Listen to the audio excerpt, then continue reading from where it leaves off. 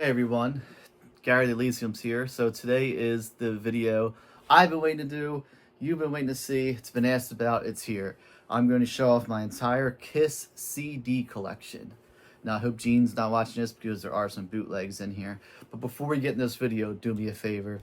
Please hit like, subscribe, all that good stuff. You'll help support my channel and you'll get updates every time I post a video. And if you haven't seen my last video, I am going to be doing a Q&A, question and answer. So if you could, if you have a question to ask me, you could drop it in the comments here. You could drop it in the comments in the last video. Either way will work. I'll get back to you. So I do have a lot here. As you can see, these are stacked up. I literally have, what, 4, 5, 8 stacks here of stuff. So I'm trying not to make the video too long. So I'm going to go through it, briefly, kind of just talk about some of the more rare stuff. Because I noticed when I did the Sabbath video, after I did it, I was like, I spoke more about the official releases, like the debut, Paranoid, Master Reality, the stuff everyone knows. But I didn't really focus more on the live stuff and the rarer things. So in this video, I'm going to try to do that. But I'm going to be brief on everything just because there's so much to get over. Anyway, enough of me talking. Let's get into it. Everything is going to be in chronological order.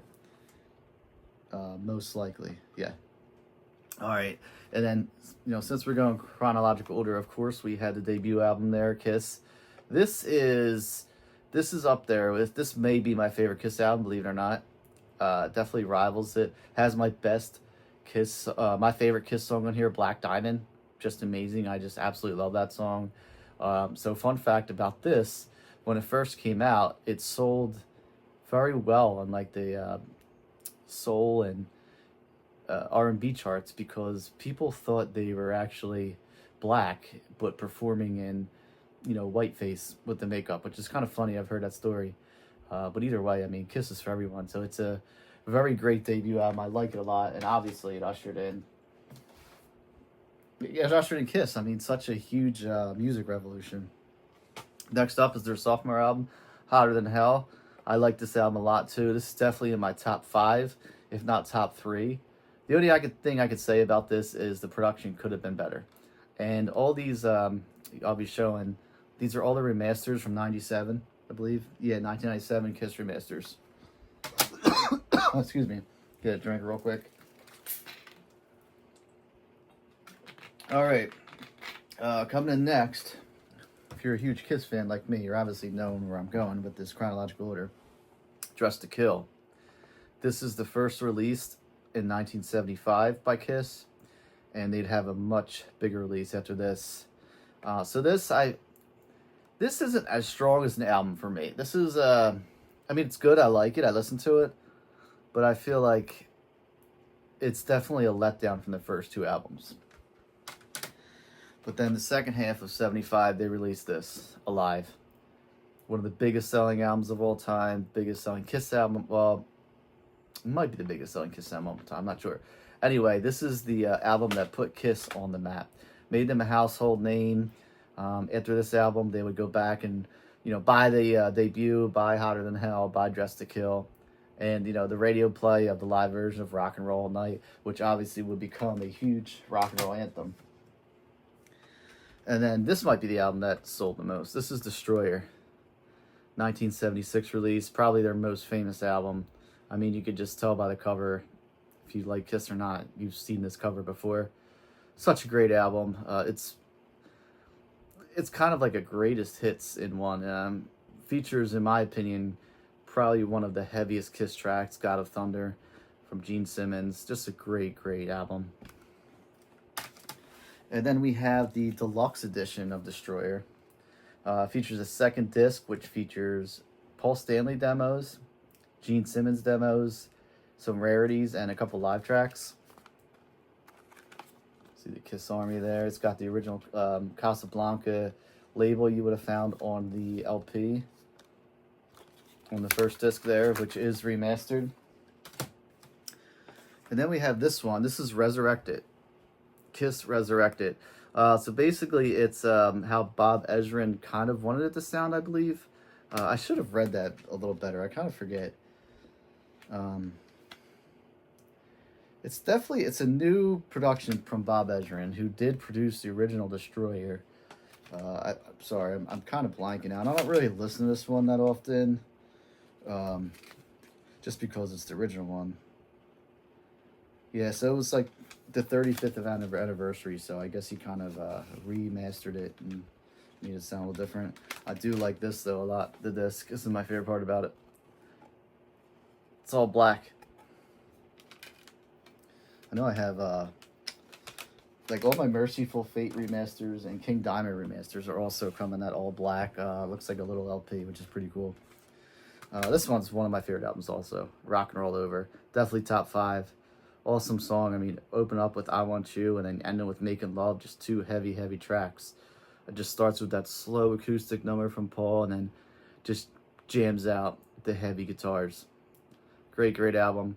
And I think what's other thing is cool about this is all these albums I've shown, they're so iconic. The artwork of all of it is just so iconic, you know. Along with this one, this is probably their most, you know, besides Destroyer, their second most iconic album cover, Love Gun. As you can see, I got the shirt on here. Another like heavy, heavy album. I Stole Your Love's great. Got Love for Sale, Shock Me. Great, great tune from Ace. Plaster Caster. Even the cover of Then She Kissed Me. A lot of people hated it. I like it. I think it's kind of cool. It's a little different, but it's kind of cool to hear Kiss doing a, you know, an old song that came out in the, you know, 60s. And then here we have the deluxe edition of it. 2 CD. Second disc is demos, interviews, and live stuff. You know, expanded booklet. Cool, cool album. Then we're going to follow-up to Alive. This is Alive 2. What I like that Kiss did is with these Alive albums, they didn't repeat any songs. So any song you would find on Alive, you will not find on Alive 2. And same thing with Alive 3. What's cool about this is it's a 2-disc, obviously, because I'm showing you a CD, but the vinyl was, you know, a double vinyl, 4 sides, and the 4th side actually featured all brand new bonus tracks, and the other 3 tracks were all live. So you got 3 sets of, 3 sides of live and 1 side of brand new studio recordings. And I always thought that picture of Gene there is really cool, spitting out the blood. And then we have Double Platinum. This is their first kind of greatest hits. Really cool album. And when it comes to greatest hits, this is cool because it gets to like their early heavy songs. It doesn't include any like the stuff from the 80s that a lot of the other greatest hits would do. And it's, again, this was released on a 2 LP, obviously single CD. There's also another CD. I don't believe it was remastered. It's not a 97 remaster, but it comes in a digipack, which is silver, like silver foil. It's cool, but it looks more, the silver foil looks more like the LP than, you know, this, obviously. But this has a jewel case, which I prefer. And now we're getting to the solo albums. Paul Stanley. This is my second favorite of the solo albums. I just love the covers of all these albums. They're so cool.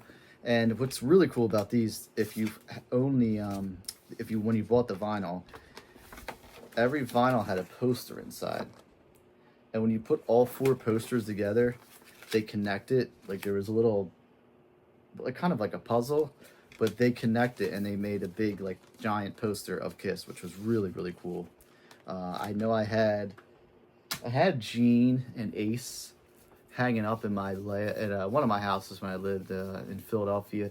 The only problem with that was they were so old already, because I didn't get them brand new. I found them like kind of in the used bins with a scratched up, you know, vinyl, and they were kind of just beat up. And I was like, I'm gonna hang them up. Why not? And they were so old and dry right at that. They just kind of fell apart, which sucks. But that would be really cool to actually have it all hung up. But I know if you find them pristine, that you're not gonna hang them up. Next up, Gene Simmons.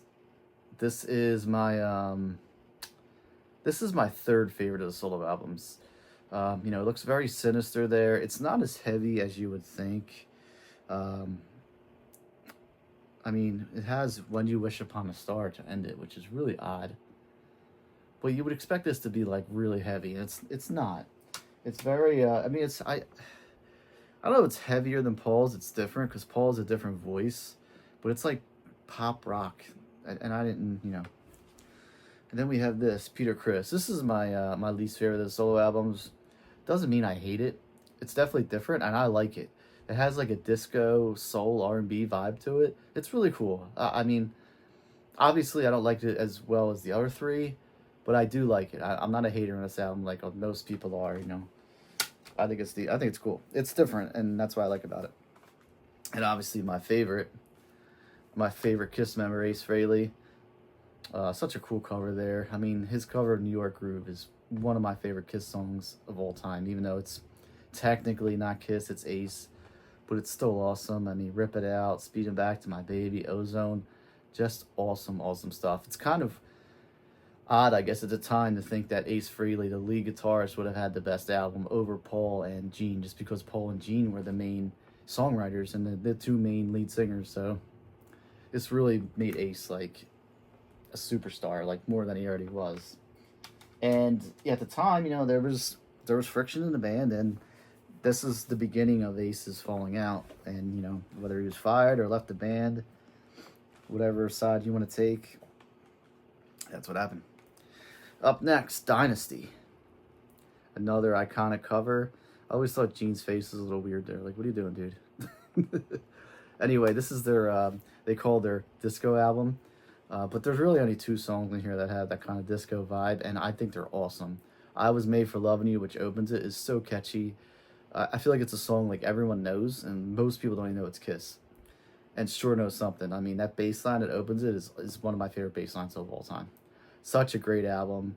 Also has the cover of 2000 Man, sang by Ace, which was an original by the Rolling Stones, released on their Satanic Majesty's request in December of '67. So it's cool to see a cover from there. Dirty Livin's a great track. Just don't listen to the haters. Don't listen to like, this is a disco album. Listen to this again. It's really, really good. And here's the one they kind of fooled us with. Unmasked. They're actually not unmasked. Another cool cover. It's kind of a comic cover. There's some great tracks on here. Again, this could be considered very poppy, very 80s, especially Shandy, which is sang by Paul. Two Sides of the Coin is a great song on here. She's So European's great. Talk to Me is an awesome song. Another very, very strong album from Kiss. But I think after the solo albums and Dynasty, a lot of people kind of stopped listening to them and didn't give them as much attention. But like, you're really missing out on some good albums.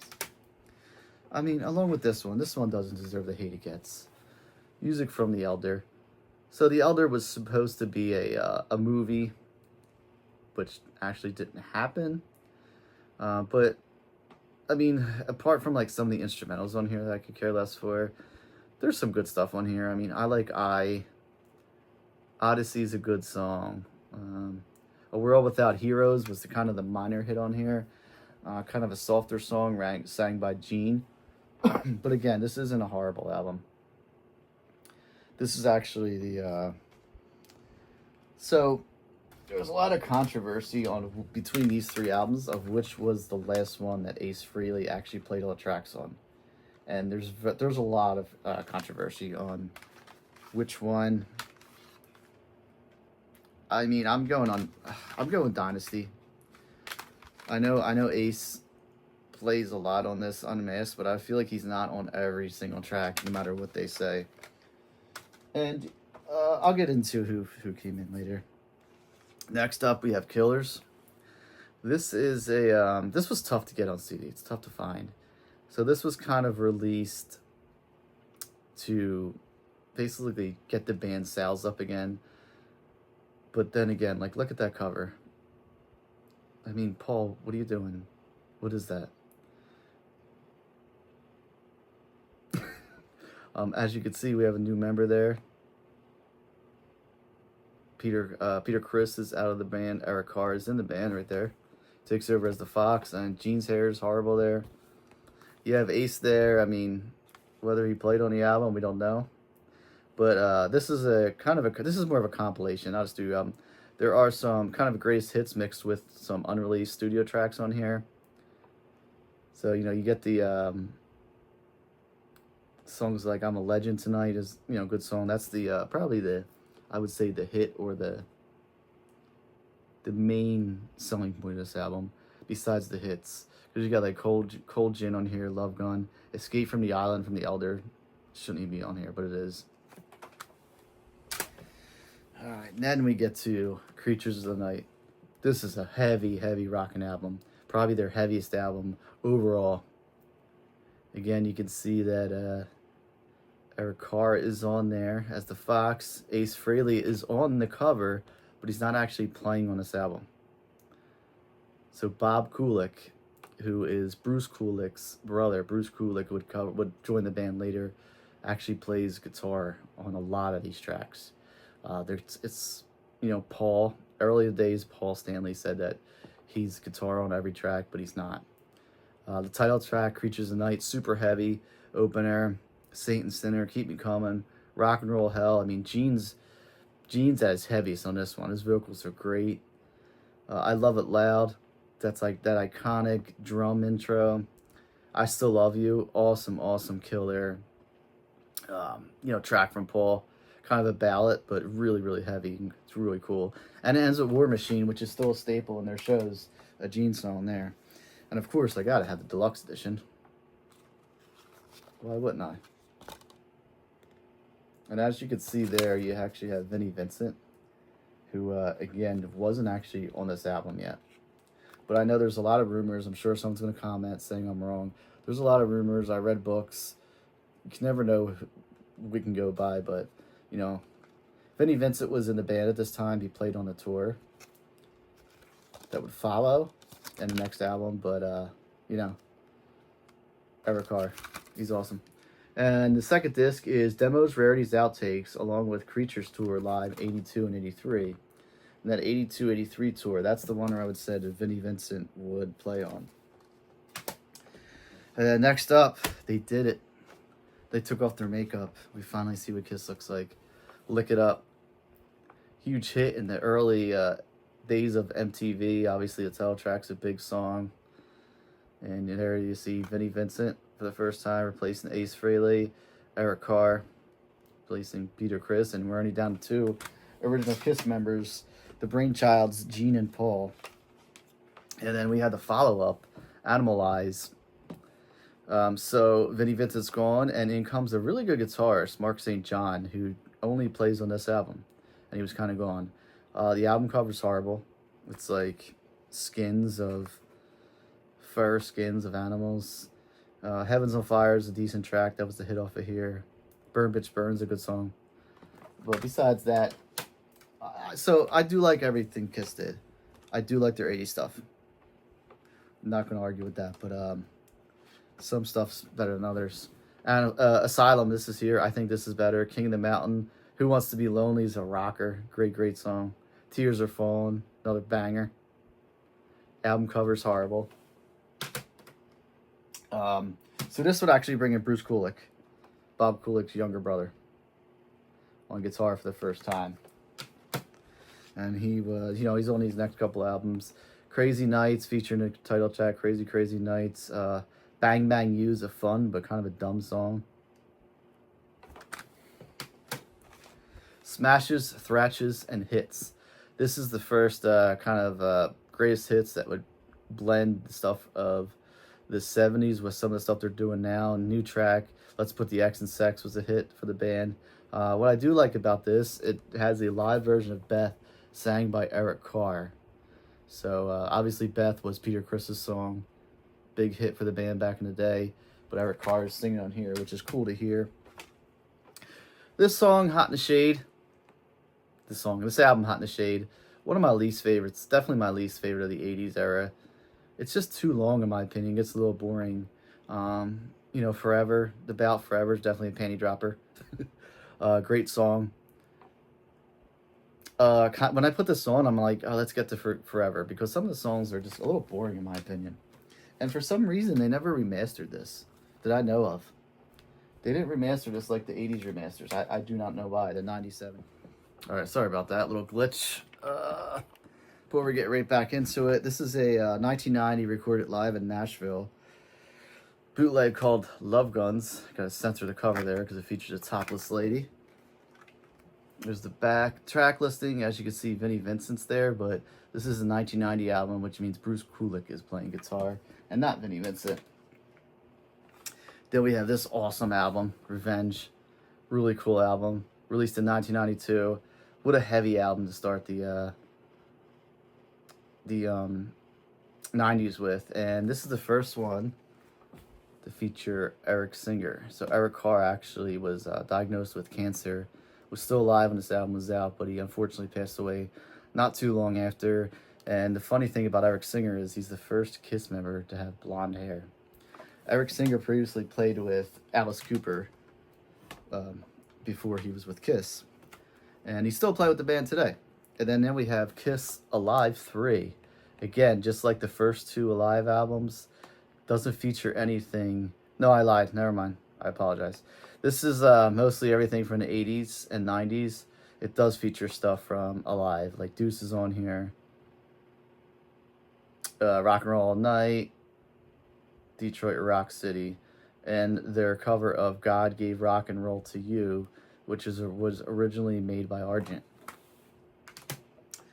Another bootleg. This is live in Sao Paulo, Brazil, July 28th, 1994. Kiss Carnival. That's the name of the album. I don't believe it was recorded on the Kiss Carnival. Doesn't say it. Could be wrong there. There's the track listing for people that want to see it. You just pause it. Sorry, I don't want to focus too long on there. And then we have the Kiss MTV Unplugged. So this came about because of the Kiss conventions. And surprise, surprise, first time Ace Frehley and Peter Criss would join the band since the late 70s. As you can see all the members there.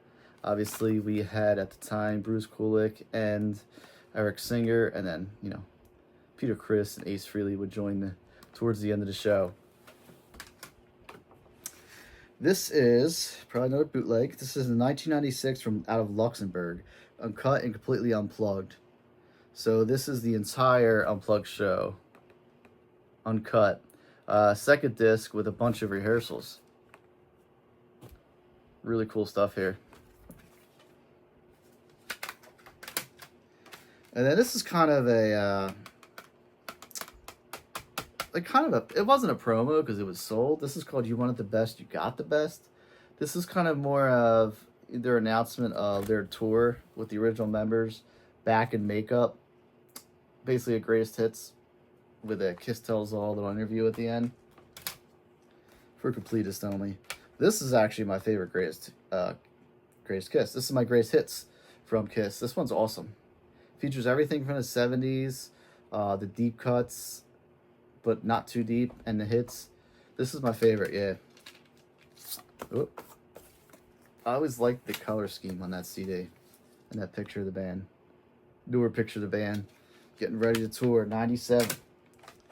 And then this one, I don't know, I can never get into this album. Carnival of Souls, The Final Sessions.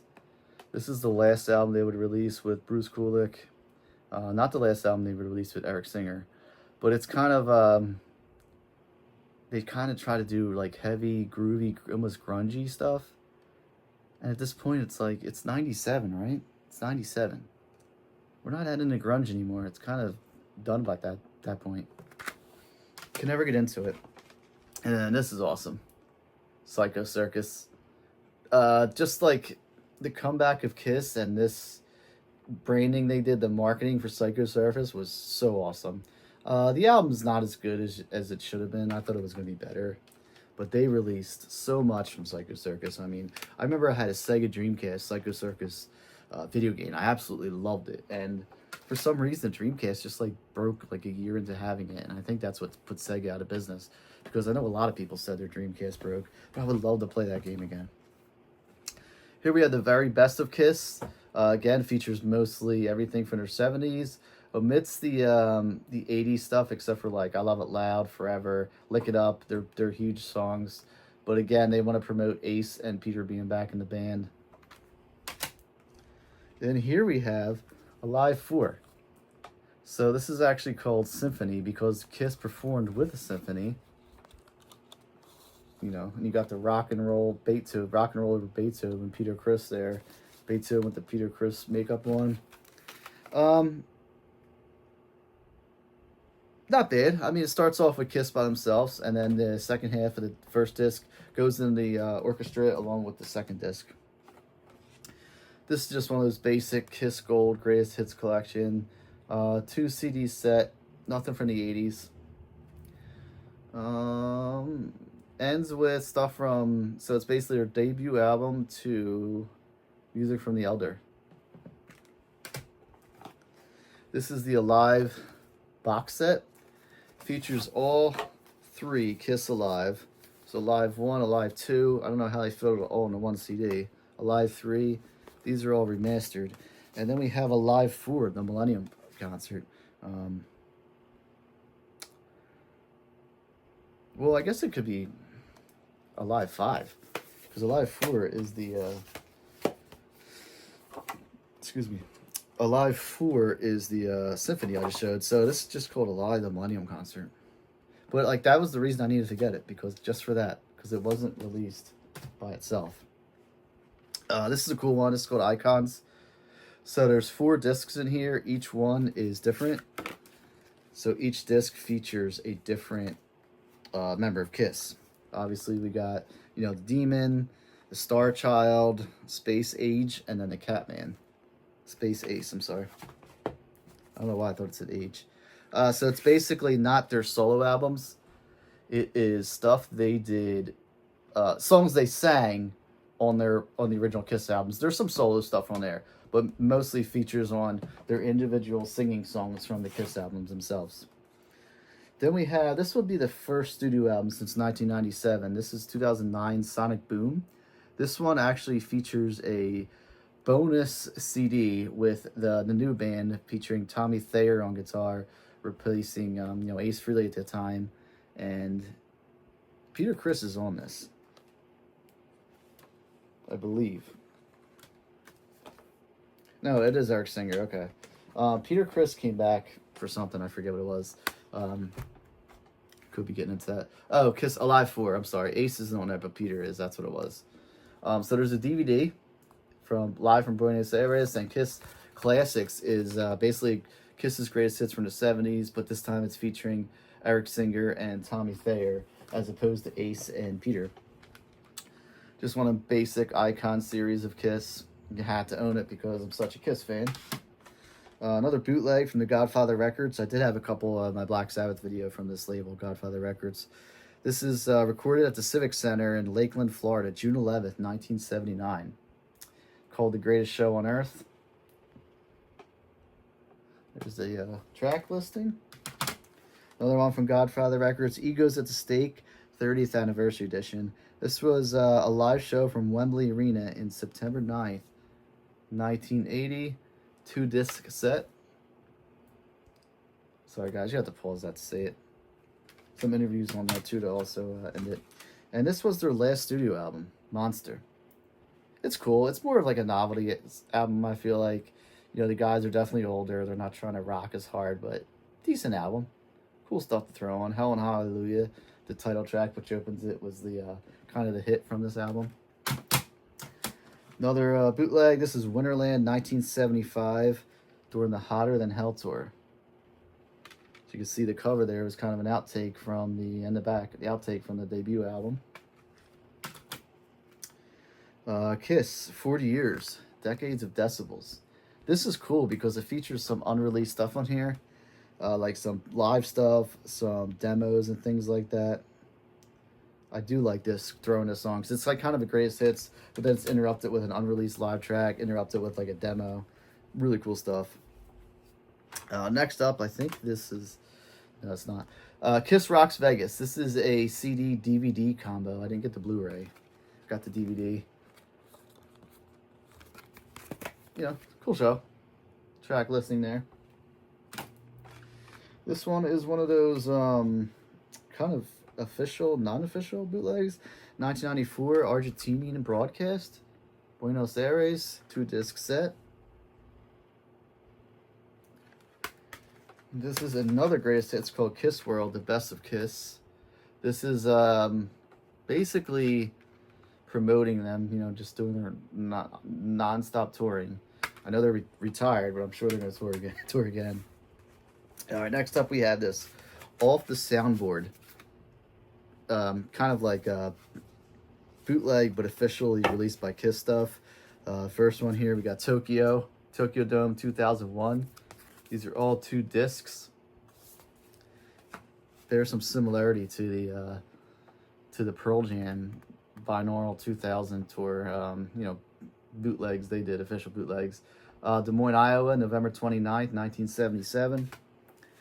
Live at Donington on the Monsters of Rock Festival from August 17th, 1996.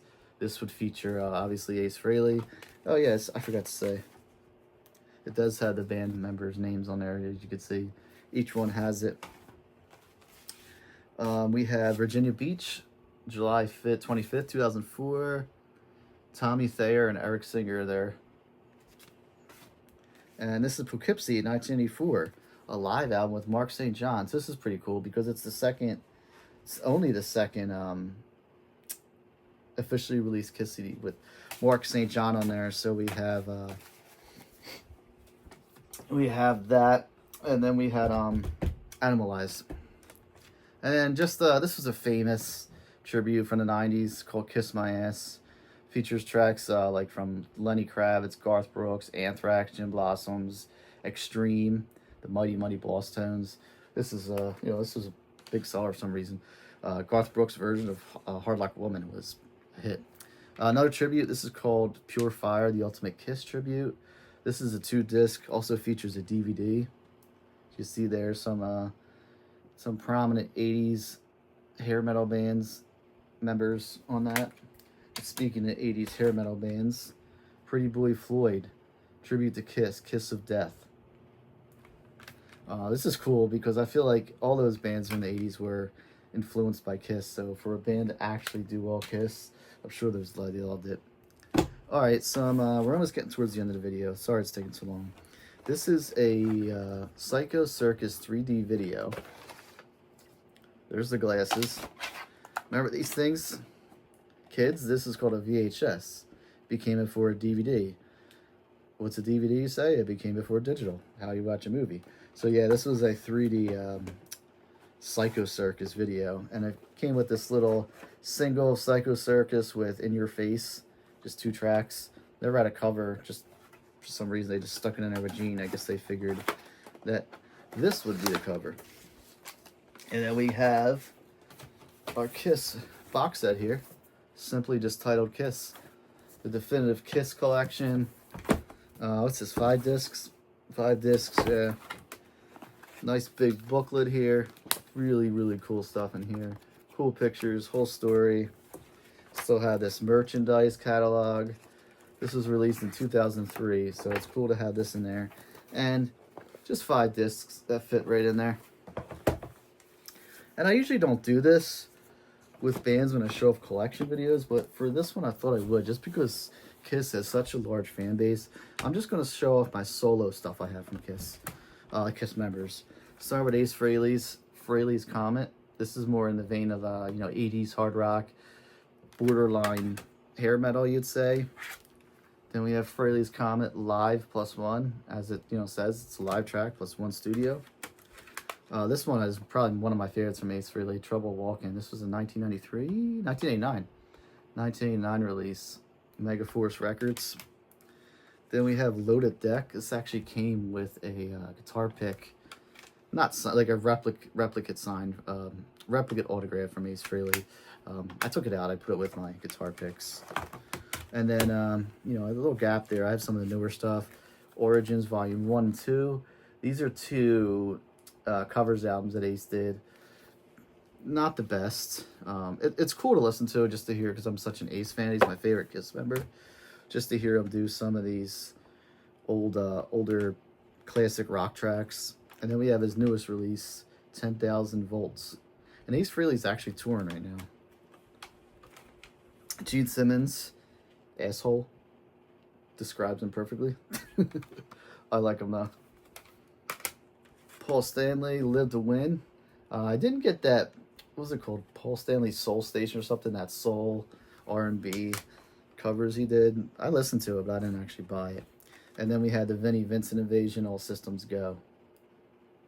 So yeah, everyone, that is my Kiss, my complete Kiss CD collection. It's not counting my vinyl, my other Kiss collectibles, which I've shown in my music room tour video, and doesn't feature my Kiss DVDs because I have a large amount of Kiss DVDs also. Maybe I'll do a DVD collection video sometime. I probably have close to 200 DVDs, so I could probably just fit them all into one video instead of singling them out. Just music DVDs and Blu-rays.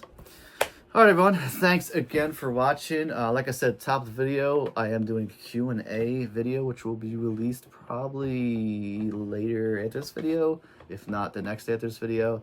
So if you hit that subscribe button, you'll get a notification as soon as I post it. And if you have any questions for me, please drop them in the comments section. Let me know your favorite Kiss member, because mine's Ace. All right, everyone. Thanks a lot. I appreciate it. Catch you next video.